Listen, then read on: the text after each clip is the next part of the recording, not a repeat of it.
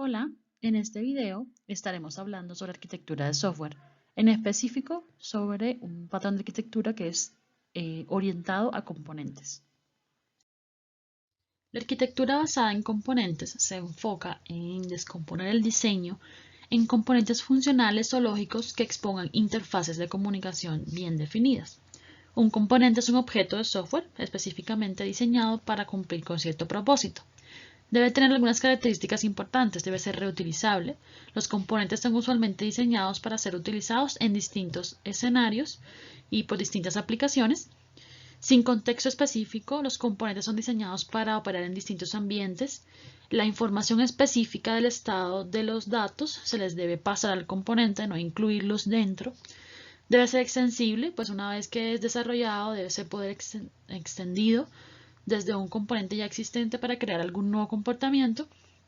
Encapsulado, toda la información o la lógica debe estar encapsulada y se expone a través de una interfaz, pues los servicios que ofrece ese componente para su funcionalidad sin revelar ningún detalle interno.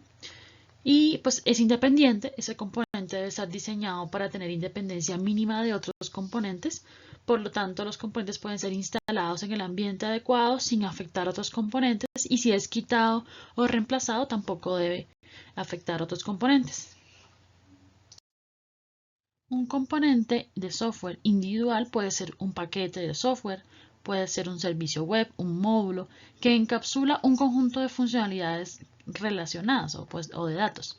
Va a enfatizar en el concepto de separación de asuntos o separation of concerns, uno de los principios de diseño también más importantes, y pues es un acercamiento basado en reutilización para definir, implementar, componer componentes de software que estén débilmente acoplados. Por tanto, este tipo de solución se va a usar cuando yo necesite reemplazar los componentes de manera fácil y sin afectar el resto de la aplicación. En este ejemplo podemos ver varios componentes que todos están bien definidos sus interfaces de comunicación y pues representan un hipotético sistema de reservas de días de fiesta representado como ML 2.0 donde pues algunos componentes exponen interfaces y otros pues reciben una interfaz específicamente de otro componente, pero pues si yo defino correctamente las interfaces, un componente puede ser reemplazado por otro que haga lo mismo pero de una forma distinta o mejor, manteniendo las interfaces y pues el resto de los componentes no se ve afectado. Si comparamos este estilo con el estilo orientado a objetos, pues vemos que el objetivo principal del desarrollo orientado a objetos es reutilizar. Y eso es bueno, pero hay veces que cuando reutilizamos cometemos errores, como vimos con el cohete. Por tanto, en este caso, el objetivo no es reutilizar, sino mantener correctamente ese sistema, construir de manera tal que nos podamos adaptar al cambio de manera fácil.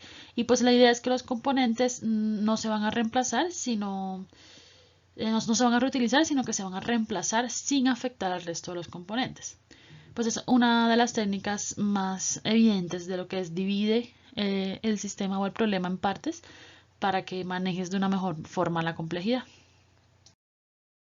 ¿Cuándo vamos a utilizar este tipo de solución? Bueno, cuando sea fácil conseguir estos componentes, sea fácil cambiarlos, ¿sí? Ejecución de aplicaciones con poco o ningún dato de entrada, o sea, las interfaces visuales y un usuario acá no es lo que más va a caracterizar este tipo de aplicación.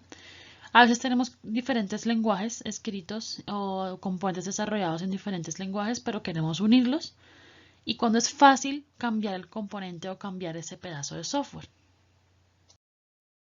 ¿Qué beneficios va a traer este patrón de arquitectura? Bueno, es fácil a la hora de desplegarlo porque está dividido por módulos o podemos decidir dónde vamos a desplegar cada componente. Reduce los costos, pues se pueden usar componentes de terceros, o sea, podemos reutilizar componentes de terceros en nuestra aplicación. Pues promueve la reutilización o el reemplazo de esos componentes de manera relativamente sencilla y pues también reducimos la complejidad de nuestro problema al dividirlo en partes o componentes. Existen algunos principios básicos en los que se rige este estilo. Pues aquí hay que unificar los datos y los comportamientos en cada uno de esos componentes. Cada componente tendrá su identidad, su nombre y pues para qué fue conseguido. Es muy importante que encapsule esa información y que defina la interfaz correctamente para que otros componentes puedan utilizarlo.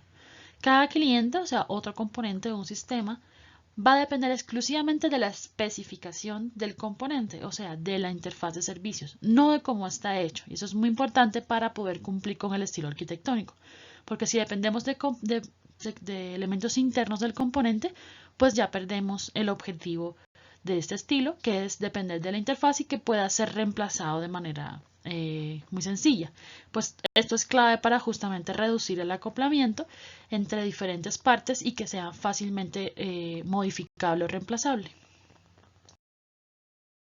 En este momento es donde toma gran importancia el correcto diseño de la interfaz de programación, donde se define el comportamiento de ese componente.